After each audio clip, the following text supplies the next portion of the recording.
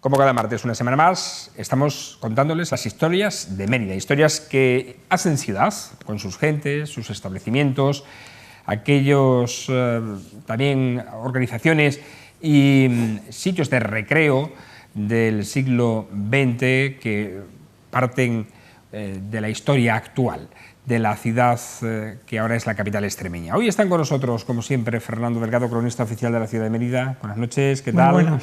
Y nos visita de nuevo Antonio Vélez, porque Antonio Vélez es una gran referencia de Proserpina. Buenas noches, Antonio, ¿qué tal? Un placer estar con vosotros, buenas noches. Nos quedamos la semana pasada en el inicio de lo que era Proserpina y prácticamente, digamos, podemos llamarlo como los primeros colonos de Proserpina, entre los que se encontraba tu familia, ¿verdad? Sí, porque en Mérida en aquel momento es una ciudad que despega, que tiene mucha actividad comercial, industrial, de servicios, y el salto de mucha gente es irse a Proserpina y empieza una serie de pioneros, como es Lolino, Manuel Jiménez Villao, Lolino, el futbolista, que hace las pistas de tenis aquellas, su casa, los Mariños, Ángel Gordillo, Guerrero, Massimino Caballero, Federico de la Sera, en fin, una serie de personas que mi padre también, con una serie de gente en aquella zona que se iba al Merendero Madrid, entrando por Antonio, un momento, Fernando, nos quedamos en la semana pasada en que esos terrenos eran de Luis García de la Puente. Luis García de la Puente. Sí. Y Luis García de la Puente lo que hizo fue trocearlos y venderlos. Claro, Sí, efectivamente. bueno, Luis García de la Puente, hombre, Antonio era muy amigo suyo, yo era íntimo. Muy amigo. Sí. Yo era íntimo de él. Y aquello no había parcelación ni nada, lo vendía por trozos. Mira, Luis, ¿por qué me das un trozo? 10.000 pesetas. Luis era la persona que más se ha gastado en este mundo. Se quedaba sin un duro, pero tenía la suerte de que al día siguiente heredaba. Y estuvo heredando toda su vida. Qué bueno. Hasta que se murió. Qué bueno. Era hecho de las herencias de Luis García de la Puente, y entonces la gente compraba, que yo no tenía parcelación, hasta que yo lo recuerdo porque Antonio intervino, por eso me gusta estar con Antonio Vélez. Bueno, Luis como García, compañero aquí, Luis García de la porque Puente, al que tú le procuraste un homenaje en la rotonda, ¿no? De Sí, entrada de y Proserpina. la rotonda se llama así, Sí, Luis García de la Puente, que además se lo merece. Sigue con la anécdota que ibas a contar. Y el principio de la charca, antes de nada, Sí.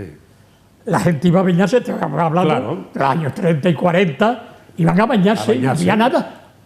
Irían Y había- andando, supongo. O en bicicleta o Sí. en bestia. Iban unas mujeres, que claro, las mujeres ponerse en bañador, cuando en Mérida la gente se asomaba, iba al tren, a ver si se subía un poquito la falda, para ver los tobillos, pues imagínate ponerse en bañador. Y hay una anécdota, Fernando, 20 segundos, y es que hay un juego anterior a eso, que es cuando los López, los de los camiones, llevan los domingos por la tarde, y Paulino Doncel llevan gente los domingos por la tarde a bañarse a Proserpina, Sí, sí. Con camiones. con camiones. Sí, sí. En la caja del camión, Ahí, de Paulino Doncel y sobre todo los hermanos López. Ajá. ¿eh? Los hermanos López. Y es Y curioso. esta- Pero eso transporta Los gente. parientes de Martín López López eran Transportes López, habían muchos hermanos, tenían transporte. Y me acuerdo que iba mucha gente los domingos por la tarde, nosotros estábamos allí en la Casa de la Confederación, que le dejaban una parte a mi padre, y nos íbamos allí a pasar siendo unos críos de 7, 8, 6 años, con los Hernández, con los de la Marta, con la gente que estaba allí, con los Pacheco, Jorge, Nandi y tal. Y esto es que- Iban con los camiones los domingos por la tarde, con la sandía, con las cámaras grandes, y se venían a dormir a casa. Pues por los fines, me imagino que serían los fines de semana. Iban una familia de aquí de Mérida muy conocida, además es pariente, mi era pariente, política, pero pariente, porque una de las Martínez está casada con mi hermano, a Lelita, con mi hermano José María. Y las tías de Lelita, las Martínez, le llamamos aquí las Martínez. Doña Ana Fink, que era un prodigio de mujer, Escritora. liberal, Escritora. pues resulta que tuvo 18 hijos, 18, pero vivieron 13.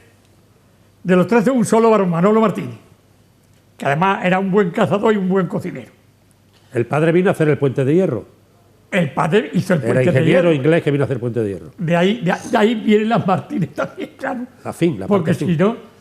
Y Las Martínez, una de ellas, Milagro, que es una de las mayores, se iba a bañar con su bañador y demás a Proserpina. Y quien la acompañaba era Alberto Liar Sausol, que eran íntimos amigos. Y el abuelo de Alberto Liar Sausol, don Juan Sausol, que debía ser un personaje de esos entrañables, porque a lo mejor estaba en una fiesta con Chaqué y le decían: don Juan, que han visto un venado, se acababa la fiesta. Se iba por el venado. ¿Cómo que si se iba por el venado? Y dejaba absolutamente todo y aparecía el tercer o cuarto día. O sea, y le decía el abuelo, don Juan Sausol, le decía a Alberto Liar: ¿y tú eres amigo y no hacéis nada?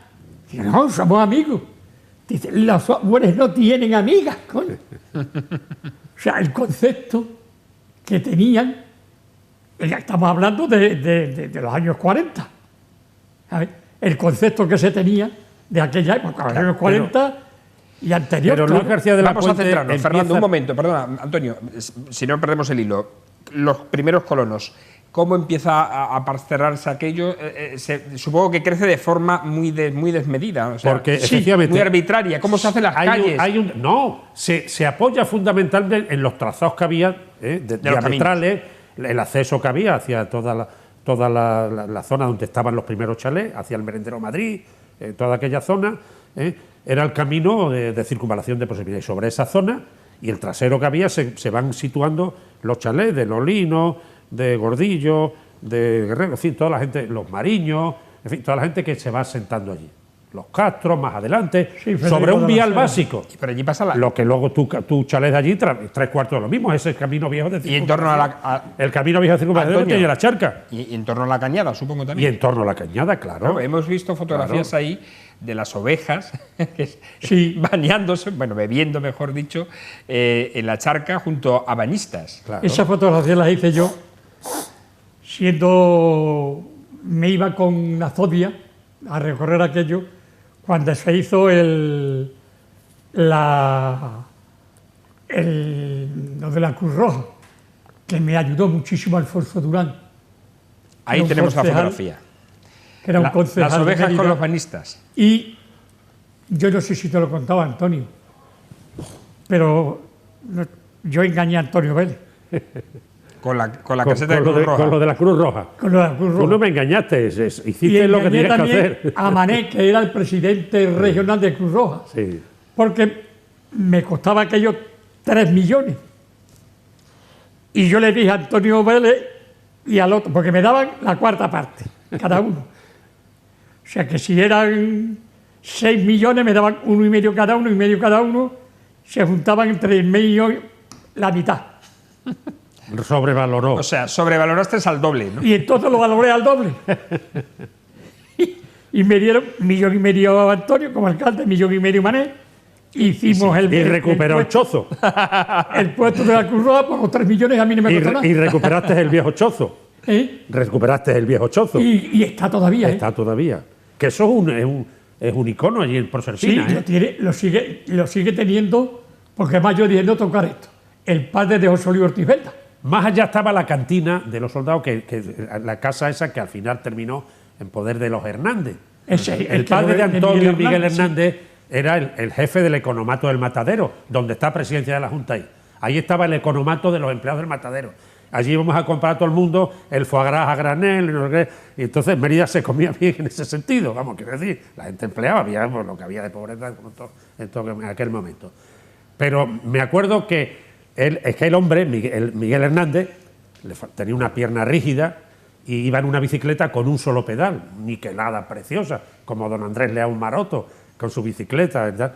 Y entonces él le encargó a un carpintero que le decían 20 duros, pero era una garnacha propia que tenía de gasto, y nos hizo un trampolín allí junto a la Casa de la Maña, más abajo del Chozo. Hizo un trampolín allí con burrillas y tal, que aguantó unos cuantos años hasta que una crecida y nos tiramos del trampolín, y lo pagó el padre Miguel Hernández, un carpintero que no me acuerdo quién era, que le decían, le apodaban 20 duros. ¿En qué año fue lo de la Cruz Roja? Pues fue el año, que no me acuerdo ahora mismo el año, pero me lo va a decir Antonio Vélez. El año que se vació la charca.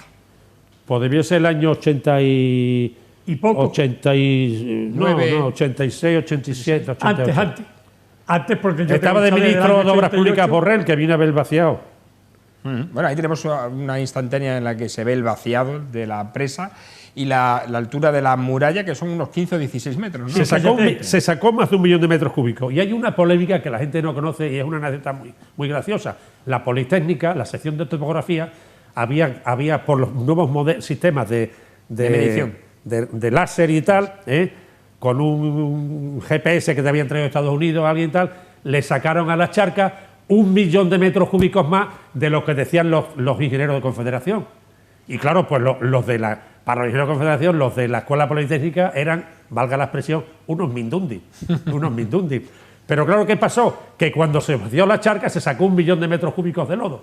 Y efectivamente tenía 1 millón de metros cúbicos porque los lodos habían sedimentado muy fuertemente, pero el láser entraba hasta la piedra original, al lecho original. Y efectivamente, pero claro, los de la Politécnica eran, con lógica razón, unos mindundis. Sí, además Vino Borrell a verla, la vaciado. Sí, ¿Y aquello cuánto costó? No me acuerdo, Antonio, ¿lo recuerdas? Un momento, Fernando, ¿Aquello cuánto costó? Pues no me acuerdo, pero... Ahora mismo no me acuerdo, pero lo pagó el Ministerio. Fue aquello. Y yo me acuerdo Pero cuando sería vino el importante. ministro... Una cantidad importante.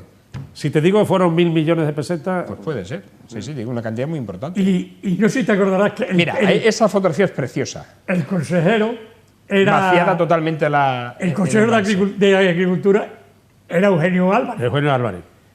Y hablaron de que para que la presa estuviera... Que aquello fue un cachondeo. Yo hice unos cuantos de pecho en latas de aquello. Querían ponerle una pantalla de metacrilato, ¿tú no te acuerdas? Sí. ¿A toda la presa? A la presa de metacrilato, tú imagínate. Digo, estos están como una regadera. Estuvo un personaje aquí muy importante que fue Alfredo Hernández Pacheco Rosso de Luna, un nieto de don Eduardo Hernández Pacheco, el geólogo, que era profesor de Geología de la Complutense y vicedirector del Instituto Volcanológico de Canarias. Un personaje muy singular. Y planteó que los elementos que había acumulado, con las pruebas que se hicieron, que tenían más de 2.000 años. Con lo cual él estableció una teoría que era muy interesante. Decía que Proserpina se les había aterrado a los romanos muy pronto, porque ellos roturaron toda la zona cercana de Mérida para cultivar cereal y tal, arrancaron las encinas y estaban sobre un suelo muy frágil, sobre un paleozoico, un suelo de granitos con todo lo que había sido los acúmulos de deyecciones de aves, de materia orgánica, de tal, de siglos y de milenios. Y cuando arrancaron los árboles, las quercíneas, los alcornoques, las encinas, para sembrar trigo, los romanos, lógicamente aquello se le colmató la presa en pocos años. Y entonces tuvieron que recrecer la presa o seguramente olvidarse de la presa. Hay muchas teorías al respecto, pero es posible que hubiera otra segunda presa, que se dedicara no a abastecer a Mérida, sino a moler grano y otras cuestiones en su trazado. Sobre todo en el lavadero había molinos de trigo. Bueno, hay una cosa importante... Hay un profesor que Antonio Vélez lo aprecia muchísimo, que escribió varios artículos sobre la flora y la fauna de Proserpina, que es don Vicente Sosbaina. Sí. Fernando, una cosa importante, antes de abandonar ya el tema Proserpina, que nos apasiona muchísimo, bueno, no solo Mérida, sino que atraía a muchísima gente de poblaciones de alrededor. Una publicidad tremendo. Era tremendo. Es que había una y publicidad una cosa muy importante que había eran los chiringuitos, claro. Efectivamente. Chiringuitos de la época, aquellos que de tela y de tal, de plástico. Los chiringuitos, sí, los chiringuitos era lo mejor que había allí, hombre. Aparte, quería decirte que había una publicidad en el periódico Hoy, porque era el único periódico que llegaba a Mérida en aquella época, que lo ponía Luis García de la Puente para vender sus terrenos, claro, que era Proserpina, el mar de Extremadura. Mar de Extremadura, claro. A ver, y se compró muchísimas. Algunos chiringuitos. ¿Recordáis había alguno de aquellos chiringuitos? Dos chiringuitos esenciales. Dos. Uno era de Alfonso. Que además se cuidaban de la orilla del agua, de limpiarla y demás, donde se tomaba pestoreo. Sí. Era con Alfonso. Yo lo recuerdo mucho. Pero que viva. En las dos márgenes había un chiringuito, había por lo menos 7 o 8 chiringuitos. Y había otro chiringuito que esa era la monda porque la llevaba una mujer que tenía 3 o 4 clases de ovario y de todo lo demás, que era la chón. La chón. La chón tenía unos tacos, pero una mujer excepcional, lo mismo que Alfonso. Cuando yo no tenía puesto de la Cruz Roja, a los voluntarios de Cruz Roja les preparaba bocadillo y no nos cobraba nada. La chón y Alfonso. Otra cosa importante, Pero que hemos aquí- visto una fotografía ahí. ¿Te llevaste a la Virgen allí? ¿Una Virgen? Sí, cuando a mí fue me la historia? hicieron presidente de la Cruz Roja, veo que allí había 2 cosas. Una, me costó un disgusto con una personaje de aquí de Mérida, porque había un retrato de Franco. Y lo quité. Claro, pero vamos, el primer día. ¿Qué coño pinta esto aquí? Y lo quité. Y se lo comenté a Pepe Aroca, que además es compadre de... Compadre mío. compadre, Eso es una anécdota preciosa, lo de el compadreo con Pepe. Y a Pepe no se le ocurrió otra cosa que al día siguiente en el periódico dice: Fernando lo primero que ha hecho es quitarle el retrato de Franco de su despacho. Yo dije, no digas nada porque todavía las cosas no estaban como va a ser. Total, que cuando entro en el círculo meritense, una persona me dice: ¿a ti te molesta Franco? Y le dije de todo. Le dije de todo. Le digo, a mí Franco, y le dije toda la restillera de picardías que tengo yo en mi boca, se la dije de Franco y de él. Pero Pepe Aroca, No, Pepe Aroca no, el que en el casino, en el círculo meritense. Y entonces estaba Luis García de la Puente. Luis García de la Puente, Franco era de izquierda para él, pero era una persona excelente. Y yo cuando me decía, tú eres socialista, yo decía, no, yo soy rojo. Y él, la palabra rojo la tenía él como algo muy malo, muy malo. Y yo me llevaba muy bien con él. Y entonces aquello ya se subsanó, pero vamos, tuvo una polémica tremenda en el casino. No volvieron más a decirme qué es lo que yo tenía que hacer, ni no. Pues además a mí me tocó la mala suerte porque entonces la Cruz Roja estaba militarizada. Sí. Y había capitán, que era Isidoro Eo, estaba teniente, que era Marogo, y claro, a estos militares los tuve poco a poco que ir hasta hacerlos civiles, que eso me costó, Te costó muchísimo, Antonio. muy ahí rápido. hay un momento, volviendo al hilo, hay un momento muy importante en Mérida, en los años 60, toda la década de los 60 y media 70, allí se establece una colonia, digamos, con una especie de elemento diferencial, de vivir, de tener allí una casa, un chalet, tal, en Proserpina, donde iba todo el mundo los domingos a comer, a los chiringuitos. O sea, Proserpina se convirtió en el centro, en el ombligo de Mérida y de muchas zonas alrededor de Mérida. Venían la gente en pequeños autobuses, en cosas de toda la zona, del sur de Cáceres, de la zona de todo alrededor. Pero se establece allí una colonia de gente con nombres y apellidos alrededor de ese reto que hace Luis Puente de parcelar. En un momento, bueno, era diferente, la gente hace sobre lo unos hizo- caminos. lo hizo y ahí Luis Paredes fue Luis el que Paredes. hizo el... Y ahí hay un elemento, gente que hace casas con proyectos. El proyecto del chalet de mis padres es del cuñado de Juan Sí, Gijón, entonces había subvenciones. Agustín, ay, qué coño, ahora se me para la cabeza. Me acordaré. Esto, de arquitectos, hay de arquitectos. O sea, que no son casas autoconstruidas, se hacen en condiciones. Pero ahí se establece una colonia muy interesante con los muchachos que conviven, que establecen su sistema, los muchachos de los Mariños, de los Castro, Sí. en fin, toda la tropa, que incluso llegan a crear en una ciudad que no hay una piscina municipal, pública, un club natación federado en la Federación Española de Natación. Sin El tener club una piscina. Sin tener una piscina. Inventan la travesía de las charcas, van a competiciones, incluso hace- al Mendralejo, a la piscina La Flor, van a competir con los de Badajoz. En fin, se hacen unas fiestas tremendas. Pero un club federado. El presidente no sé si era unos mariños y tal, y el secretario era un tío político mío, Francisco Tarifa Banderas. Ajá. Era empleado de... Una pregunta, Antonio, y tenemos entonces que hay un acabar ya. mundo allí... Tenemos que acabar. ¿Cuántos ya se declara aquello urbano, suelo urbano? ¿Sobre Pues qué mucho año? después, porque eso está abasteciendo con un agua que eleva